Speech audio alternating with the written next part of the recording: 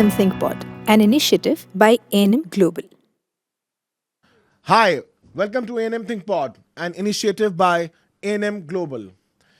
Today's topic actually is very close to my heart, and today in the guest room we have Mr. Anuj Gupta, President of Delhi Soccer Association. He owns a football club in Delhi called Sudeva FC. He runs one of the largest football academies in India. Thank you, Anuj. Thank you for coming on ANM ThinkPod podcast. Welcome. Well, thanks a lot, Nidhish, for inviting me to your ANM ThinkPod podcast, which is particularly on football. And I'm very happy to be part of this. And I hope that today we'll be able to explore a lot of insights on Indian football. Thank you. So before actually we delve into Indian football, Anuj, can you just explain us that what is Sudeva FC and what exactly are you doing with running the academy in Delhi with so many kids? What kind of academy are you running and how are you helping these kids at the grassroots level? Well, Sudeva means good teacher. It's a Sanskrit word, and I started this academy/club in 2014-15. It's been about 10 years since I've been running this academy. It has produced a lot of Indian players as we speak. Is that so? Yes. And this is at the national level? Yes. Okay. So more than 10 players have represented India from a youth national team to the senior national team. Which makes me feel very proud of what I and my team are able to achieve in such a short time. But yeah, just to tell you what is Sudeva. Sudeva, we have a residential academy in Delhi. It houses over 200 players across 26 states. We have 30 girls and 170 boys. And I personally travel all over the country to scout for talent from the ages of 11 onwards. And I've been doing that since 2016. So it's been over 9 years that I've been scouting talent from the districts of Kashmir to the districts of Kashmir, Kerala, and from Gujarat to Manipur. So you know, it gives me, it's like a mini India when you come to Sudeva. It's a 10-acre residential setup in the heart of Delhi. And yeah, I mean, I have over 50 support staff, over 20 coaches / physiotherapist, over 5 administrative staff. In total, you know, I have tried to create an ecosystem which produces not only state players, not only national players, but also international players. So the bigger idea behind Sudeva is, can we produce superhumans who will take India to the World Cup? Which is definitely a dream for all the Indians. And in the last 75 years of our independence, we've only seen India, or could have seen India in the World Cup in 1950, but because of some reasons, we didn't play the 1950 World Cup, and it still stays as a dream. So till the time I'm able to achieve this dream, Sudeva will work towards making that dream possible. Thanks, Anuj. This is quite a great insight. You talked about coaches. So are these coaches foreign coaches that you have got, or are these coaches from various parts of the country, or are these mix? Well, at the moment, it is only Indian coaches. Okay. But in the last 10 years, I have got coaches from England, from Sweden, from Bhutan, and Spanish coaches. But at the moment, I have only Indian coaches coming from 10 different states. Because, you know, India is, as everyone knows, it's not one country. It's like an amalgamation of so many different cultures, traditions, values that, you know, that in itself it is multilingual. Yes, to make this international knowledge transfer, we have done a very, very big exclusive collaboration with Stuttgart, which is one of the biggest clubs from Germany. It is a Bundesliga Champions League club. It is owned by the Mercedes-Benz and Porsche. And so we are an exclusive partner in India, where they come with a lot of coaches to train our coaches train our players, and our players are also going to Germany to train with them. So the whole bigger idea is that in the coming 2 years, whether they'll be able to develop our ecosystem where they'll be able to identify that one player which will be able to play in Germany at the top level. Because at the end of the day, for any sport to shine, we need poster boys. And poster boys in football means players who are playing in Europe, nothing less. So even though I'm also, a fan of Sunil Chhetri, but yes, he's been a poster boy for Indian football for many years. But I believe that at the youth level, if we can produce that one player who will take to European football, where the European agents, European coaches, European clubs would see India as a big potential, talented ecosystem. And that would definitely change the way world football thinks about India. You talked about, during your conversation, you talked about youth team and the national team where Sudeva's kids have played. Can you please explain what is the youth team and the senior team? So basically, there are 4 World Cups in the world. One is the Under-17 World Cup, then one is the Under-20 World Cup, then we have the Olympics, which is actually the Under-23 category, and then we have the Senior World Cup. Under-17 World Cup from 2026 onwards, for the 5 years coming, will be happening every year in Qatar. That means it's going to happen every year. Yes. Under-17 World Cup. Yes. And how many countries normally participate or So qualify? generally 32 teams used to participate, but from next year there'll be 48 teams participating, and out of 48 there'll be 8 teams which will be qualifying from the Asian continent. Understood. Okay. And which earlier used to be only 4 teams. So obviously it was that difficult. Now I believe for under-17, India has a very, very good chance to qualify for the World Cup, which we haven't done till date. However, in 2017, FIFA gave us the opportunity to host the Under-17 World Cup, and being a host, we automatically qualified. Okay. Yes, Okay. but that was the only time when we played any form of World Cups. Okay. Same thing with Under-20, but Under-20 happens every 2 years. Olympics, as you know, it happens every 4 years, and World Cup also happens 4 years. But the coming World Cup, Senior World Cup, which is in 2026, which will be happening in US, Canada, Mexico, it is the first time where there will be 48 teams participating, even in the Senior World Cup, which means that FIFA also wants to expand the number of teams in the World Cup, so that obviously, I always say this, that qualifying for a World Cup is like a revolution. Why do you say so? Because more than 210 teams try to qualify for the World Cup. It is the only sport which is literally played by every country in the world. Yeah. So when you qualify for the World Cup, it cannot be a fluke. And it is a system which the country makes from the grassroots to the senior level, which brings them to a stage where they are able to qualify for the World Cup. So it takes generations. So that's why I said, when you change the way you want the generation to think, that is the revolution. But I always believe that revolution only happens when you get independence. Till the time you don't get independence, revolution will have no meaning. And same thing with the World Cup. When you qualify, then that happens. For example, 2 days back, Uzbekistan, Jordan, They have qualified. they qualified for the World Cup. According to me, these 2 countries from Asia qualifying, it is like, wow. Yeah. That it's like in those 2 countries, it will be like, like as if they won the World Cup. That will be the feeling right now. So that is why I say that for a country like India, where we talk about Bollywood, we talk about cricket, we talk about politics. When you go out of India, we still talk about Mahatma Gandhi ji. And so if we qualify for the World Cup, the world will start talking about football, India. So it comes as a character for a country. True. When you talk about Brazil, first thing when I ask you, football. Football. True. So, that is something which football brings to a country. So That's quite a great insight.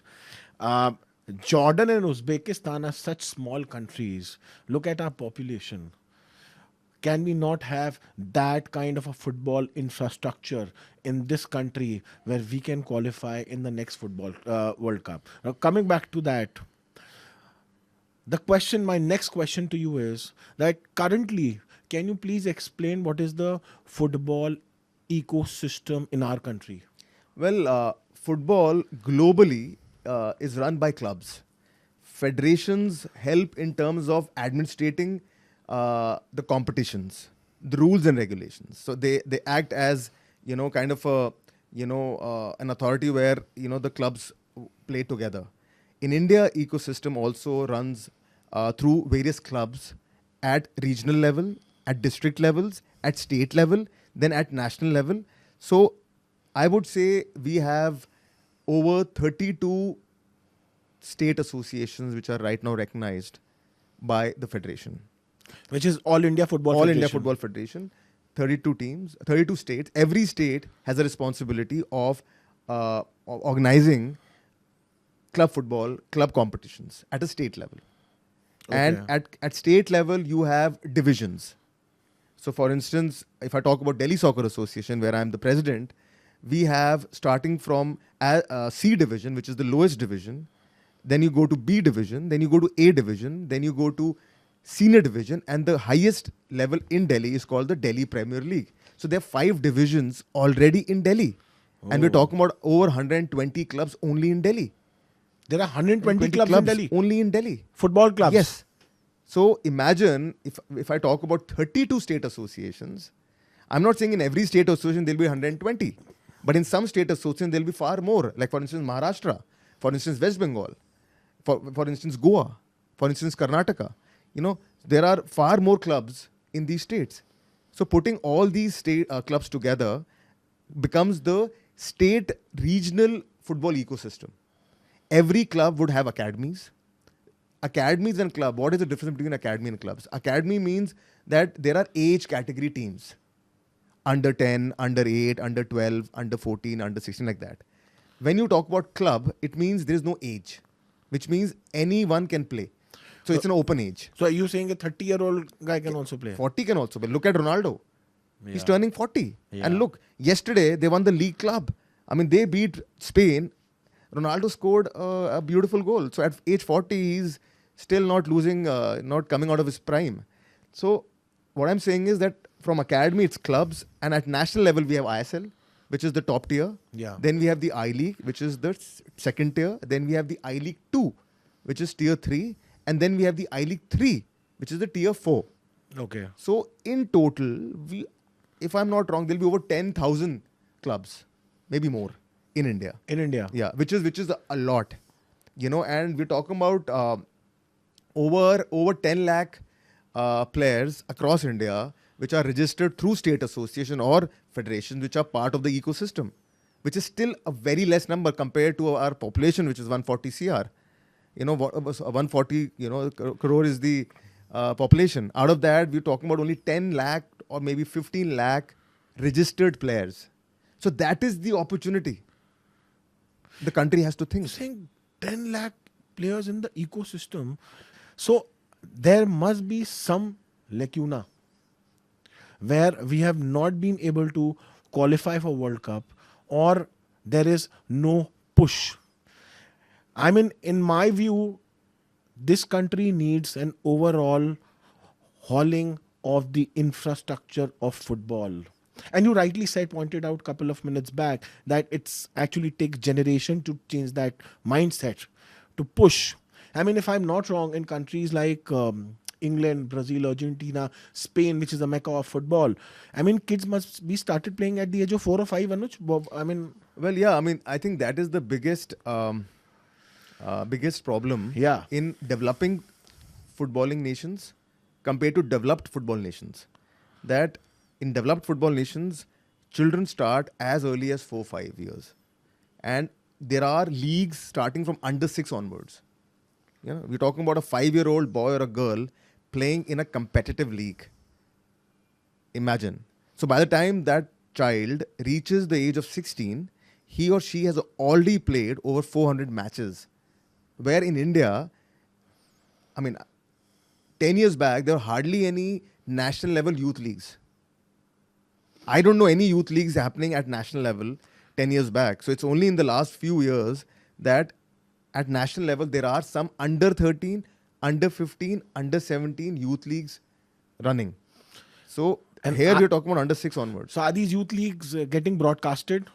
Final round. So basically, it is broadcasted only once the top 16 teams qualify for the final round, Understood. and then they are broadcasted. Understood. However, I mean, answering to your question, that why we are not able to reach under 17 World Cup, I think the answer is simple, that our focus has been always from top to bottom, which means that the maximum money is spent at the top level, rather than the maximum money should have been spent on the lowest, at the youngest level. That's what. And because that is not happening, so the money, the players, see the maximum time, the best time for a child to learn is from the age of 4 to 12. Okay. But here, if the category at which a competition is happening is under 13, the Then parent what will is, not send at the age of 6, 7. Na? So we need to start the grassroots league. And grassroots league starts from the age of under 6. Acha, okay. Yeah. Okay. In Delhi Soccer Association, I started grassroots leagues, and it is going really well, because in grassroots league, what happens is you are able to develop football ecosystem, particularly the school owners. That sport is the best medicine we can give to the future, and for that, whether it is football, whether it is any other sport, I focus on football because football is a complete sport. From a physicality, from a mentality, from a team sport, from leadership qualities. There's so many qualities a footballer goes through. The position decides the character of a player. So, so I feel qualifying for the under 17 World Cup, 120% by 2027, we should be in the under 17 World Cup. We are coming very close to it, but according to me, it's just a matter of time that we will get into the under 17 World Cup, which happens. A lot of the top agents of the world will start looking at India as a market, because we will be playing the World Cup. And once we do that, and if a couple of players are signed by the agents and then into the European clubs, I'm telling you. I think that one team will set the path for Indian football, whether it's under 17 and whether it's senior. You think that there is talent in this country for football? We always talk about other sport. My straight question is, you think there is talent, whether it's Karnataka, Maharashtra, Uttar Pradesh, or whichever state is? I think there is a lot of talent, but I feel that the talent has not been nurtured properly at the right age. Yeah. Because the mindset of the whole ecosystem in India is that it's so difficult, it's so hard, it's so much politics. Yeah. Because we are, as a senior team, we are not doing well. Yeah. So in India, what I've seen, that when things starts doing well, everyone starts following.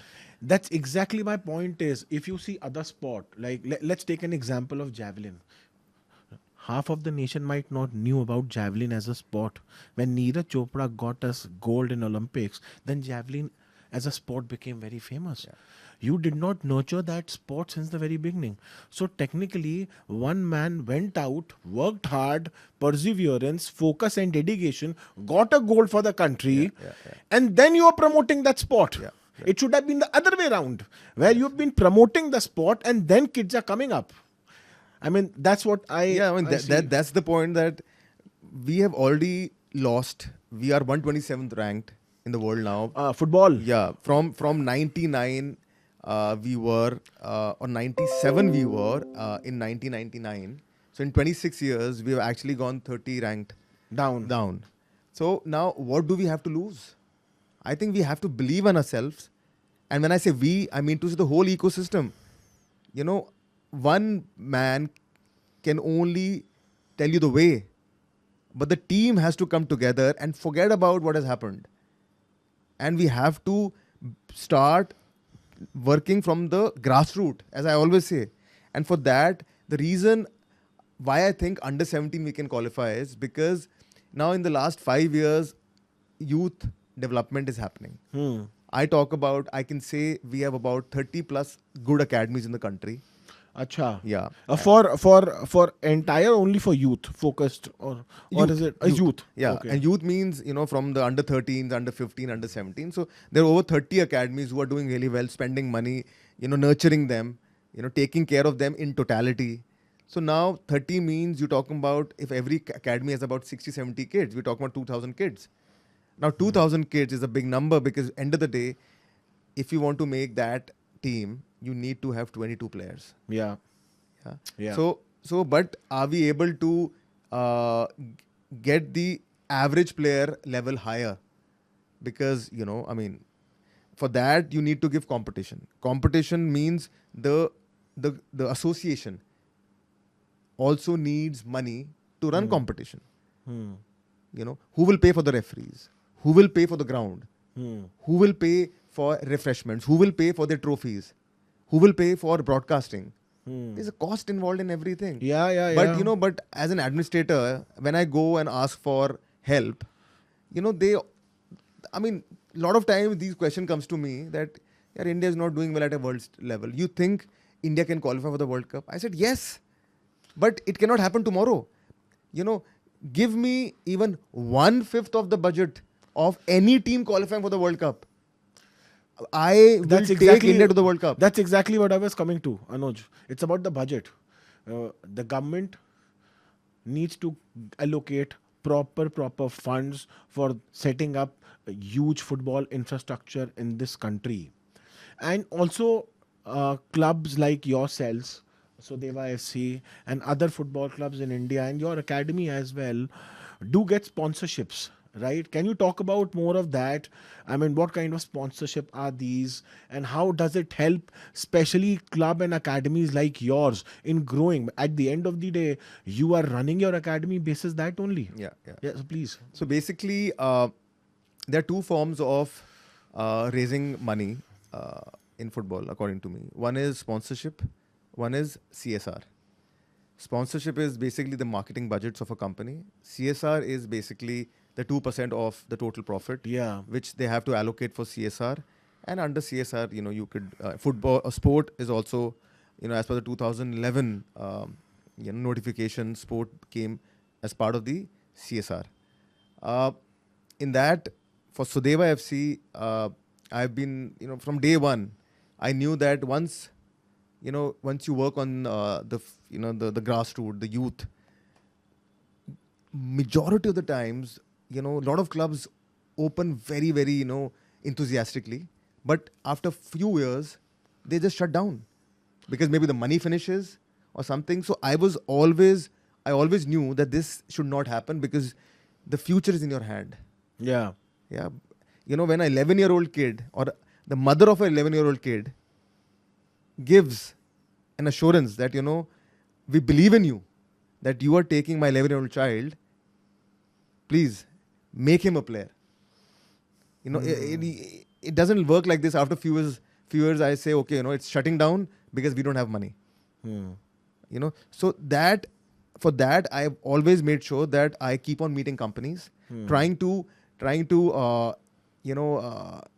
tell them what is Indian football, how we will reach to the World Cup, or how we will come close to the World Cup. And for that, I was lucky to, convince some of the big conglomerates of the country. So I wanted to ask a question which has been running in my mind since quite a long time now. You have FIFA, which is your federal global body, Now you have clubs, of course, across the world. In your experience of the last so many years, 10, 12 years now, have you seen a Man United or a Liverpool or a Arsenal or any other clubs entering the Indian market, collaborating with the existing football clubs or state level associations like yourself, Delhi Soccer Association, where you are the president, helping the kids from the age of 4, 5 or 6 at the grassroots level?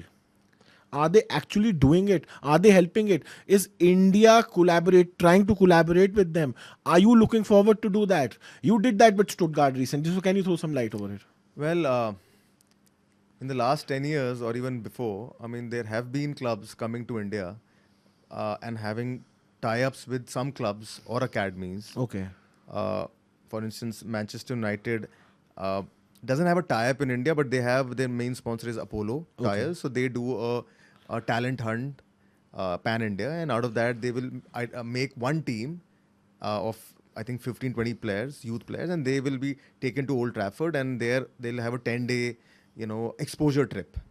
So otherwise, you talk about some clubs like Dortmund had something, Red Bull, Red Bull Leipzig had something, Manchester City, the City Group bought a club, Mumbai City, which is an ISL club. But whichever tie-ups have happened, I don't think so. Those tie-ups have been to actually work on the grassroots. Acha. So how does It is. It is more about putting their brand into India, trying to develop their brand into India through these tie-ups. Because as you know, that the biggest, one of the biggest viewership globally is coming from India when it comes to English Premier League. Is that so? Yes. You are saying that there are lot many Indians who Yes. are watching EPL, English Premier Leagues. Absolutely. If I'm not wrong, the numbers are over 140, 50 million. That is the kind of viewership, they are generating, because whether it's a Manchester United fans, whether it's Arsenal, whether it's City fans, Liverpool fan, or nowadays even Tottenham. So, Premier League is by far the biggest in India. And then obviously La Liga because of the Real Madrid and Barcelona. Yeah. And now slowly, Bundesliga is putting a lot of efforts in India. I've heard that they have just done or about to do a tie-up with the Maharashtra government for creating a competition for the youth. And out of that competition, they will identify again some talented players, and those players would be trained for a few weeks in Germany. Have you seen and come across a situation where any of these clubs that you have talked about or any of the global clubs have actually selected one player from our country and that player has been playing for that club or any other club? See, that is where the problem is also. That the mindset of these clubs is not to identify that talent in India who they will take to their club. Their mindset is actually to broaden their fan base, and that's why they come to India. According to me, when they want to look for talent, it's unfortunate that because India has never qualified for the World Cup. Yeah. So why would they come to India? They would go to those countries where at least countries playing for the World Cup. Like for instance now, Uzbekistan. One of their key player in Uzbekistan was signed by Manchester City. Oh. For the senior team. He's playing the Premier League. So my point is, they first look for the countries which are into World Cups. From there, they will send their agents, identify talent, and bring them. That's what I talked about. So qualifying for the World Cup will open the market. Do you think that it might change the face where at least one player, whether we qualify for the World Cup or not, at least one player gets selected for a City or for a Arsenal or for a Liverpool or maybe for Bayern Munich, and that player will lead the way for other future generations? Absolutely.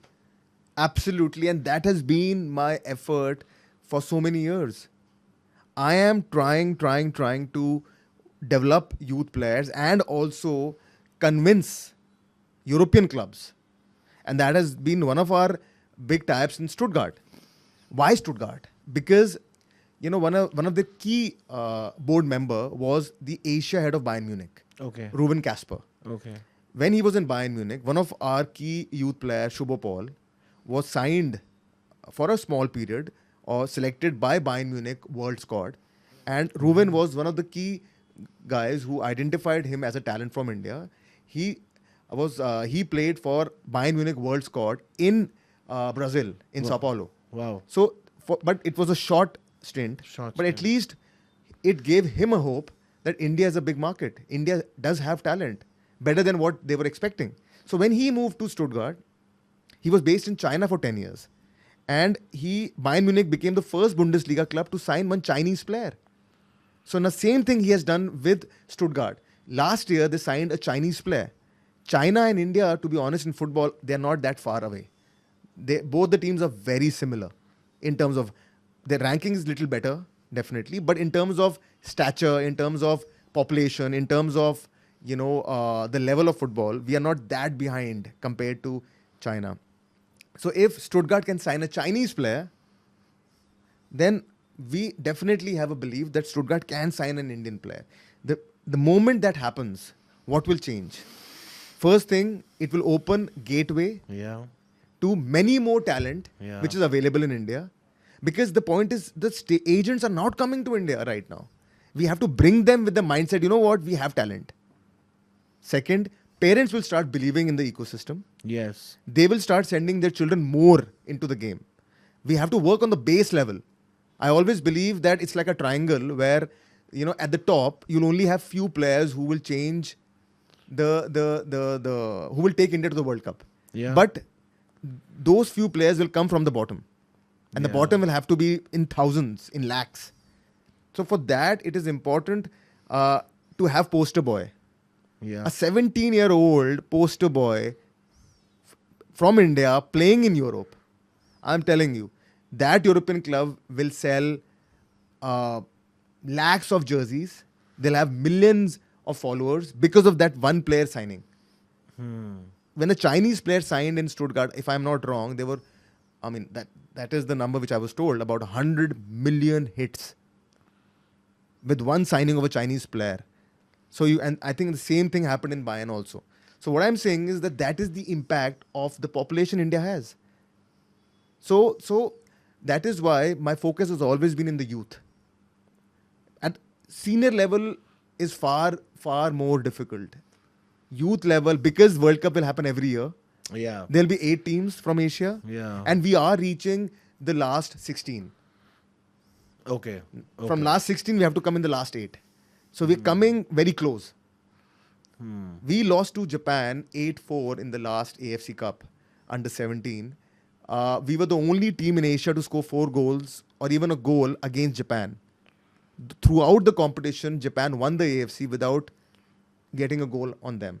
Out of those 4 goals, 3 goals were scored by my Sudeva players.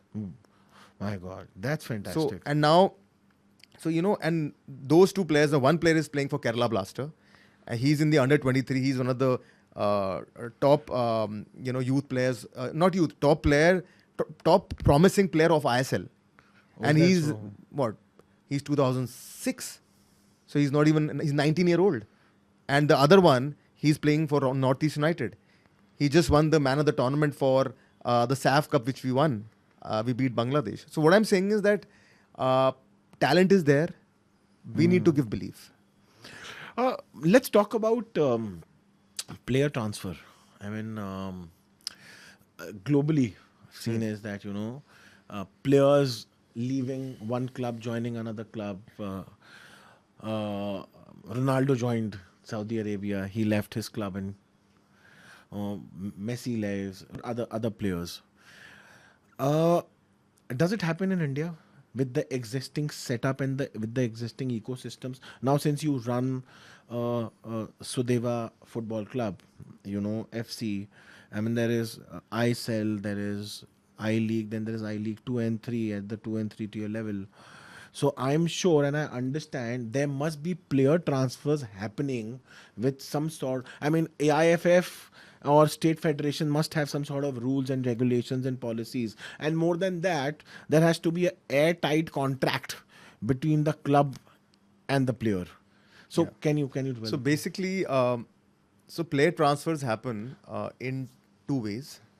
So there are professional players and there are amateur players. Okay. Professional players means that first they have to be 16 and plus. So when you are 16 years, you can sign a 3-year contract. And when you turn 18, then you can sign up to 5 years of professional contract. Professional contract means that the club has signed an agreement with you that you will be paid as a salaried player. Yeah. Amateur player means that you are not being paying any salary. It's an amateur contract which can be terminated. Okay. Anytime. Maximum as of now, AFF has given 2 months a window. Okay. In professional, as long as the contract is valid, the player is not allowed to leave or terminate the contract. Termination can only happen mutual. Okay. Otherwise, the player or the club can terminate, but if the club terminates, then they'll have to pay the specific performance. Some sort of fees? No, whatever is the remaining amount of the salary. If it's a 5-year contract, after 2 years the club. So they have to entire 3-year. Or if there is a mutual agreement, then that's a separate issue. Separate. Otherwise, they have to. Okay. Okay. Generally, the professional contracts are signed, are registered with the online, with the club. Okay. From the 1st of June till 31st of August. That's a window which is opened, and it's an international window. Oh. So during this window and from 1st of January to 31st of January, these are 2 windows in which any professional player in the world can transfer to any country in the world. Oh, including India? Yeah. Okay. So this rule applies globally, yeah? Okay. And this rule must be made by FIFA? Or FIFA, then it is at the country level, and you know, and then and you obviously AIFF has their own player transfer rules and regulations. Okay. In that, but if it's an amateur player, he can what do you mean by amateur player? I mean, is there a specific age to an amateur player? No. Amateur means you are not being paid to play. That's okay, but how do you identify that one is an amateur player? So looking at the contract, so amateur doesn't need to sign an amateur contract. So you have to have a professional player. Understood. Okay. In I-League as well. So the top 2 tiers of India, you can only be a professional player if you want to play. So if someone says I'm playing in I-League or ISL, then he has to be a professional player. In I-League 2 and below, there is a restriction. Minimum requirement of these many players have to be professional in a club, and the remaining players could be amateur also. Okay. At a state level, all state leagues are amateur leagues, which means state leagues are all amateur leagues, which means that club need not pay any money or sign any professional contract for the player to play in that league. But how does one survive if you don't pay to the No, the club is paying. Club is paying. So it is not a requirement. Okay. So for instance, if I ran an I-League club for 3 years, so in that, if I wanted to sign an amateur player, I could not sign, because it's a mandatory requirement that only professional players will be signed in I-League. Understood. Professional player means bigger budgets. Okay. More salary, you have to pay tax for the players. And in that, so when a player wants to take a transfer from one club to another club, one is that it will happen during the window. Second, there is a transfer fee component. So transfer fee is in a way a mutually agreed fee between 2 clubs, for which it's like a termination fee kind of. So the club is willing to terminate the contract, but with a transfer fee which the club who is willing to sign the player will have to give. Okay. So that's also a form of revenue for the club. Achha. Because a professional player is like an asset. Of course, yeah. So if I have 30 professional players, means I have 30 assets. Now, if suppose 2 players starts playing for India and they start having a demand from bigger clubs, and the bigger clubs tells me that, you know what, we'll pay you an X amount, you transfer the player. So it's at your discretion. Yes. Okay. Yes. So you can go back to the player and speak to them. But if the player terminates the contract, then the then you have a case. Then you have to go to the player status committee. Then again, there are under the AIFF under the AIFF, there are committees where if you have any dispute related to any contracts, then you have to file a respective complaint. That is one transfer. Second is called the training compensation. Okay. Training compensation is valid for each and every player till the age of 21. This is something which I would like to tell all the academies, all the clubs who are at an amateur level. Because, for instance, what is it? Training compensation means that an academy is developing a player. And for that, once he gets developed, a big club comes and he takes that player. What did this small academy get? Nothing. So to safeguard the interest, this training compensation mechanism has been created. So and that gets clicked when this amateur player becomes professional. So, for instance, if there is a club in Mumbai playing at a Mumbai state level, the academy developed the player at the age of 12. It starts from the age of 12, the training compensation. Acha. From 12 years to 15 years, he trained with this academy. At the age of 16, Mumbai City loved the player. Okay. He took the player and signed him as a professional player. Because as I said, at the age of 16, legally, he can sign a 3-year contract. Okay. So the moment he signs a professional contract at the age of 16, the training compensation kicks in.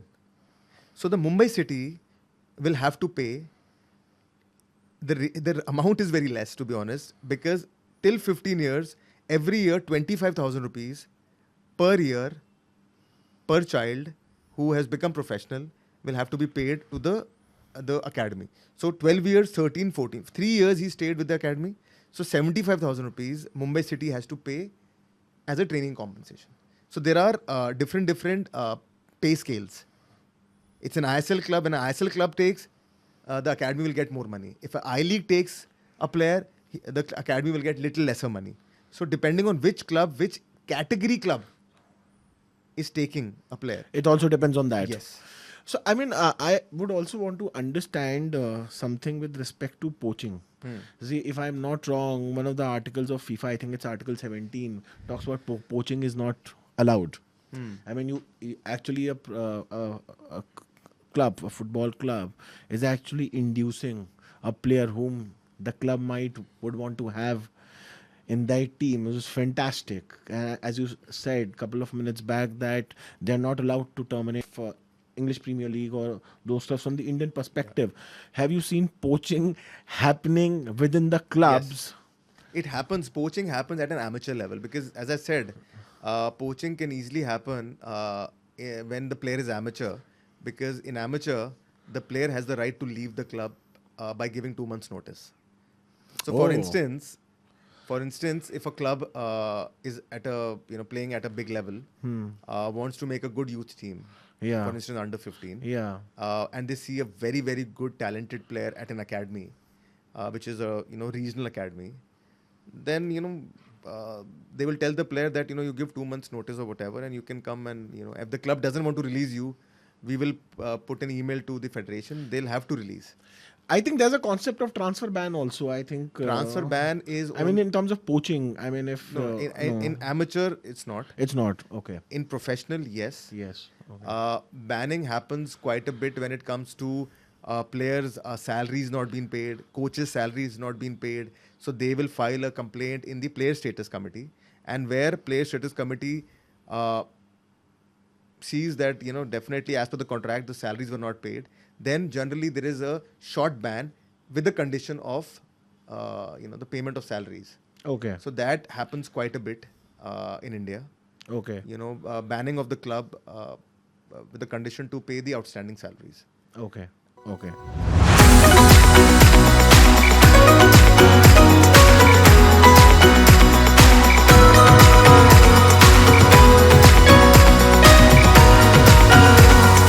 ANM ThinkPod, an initiative by ANM Global.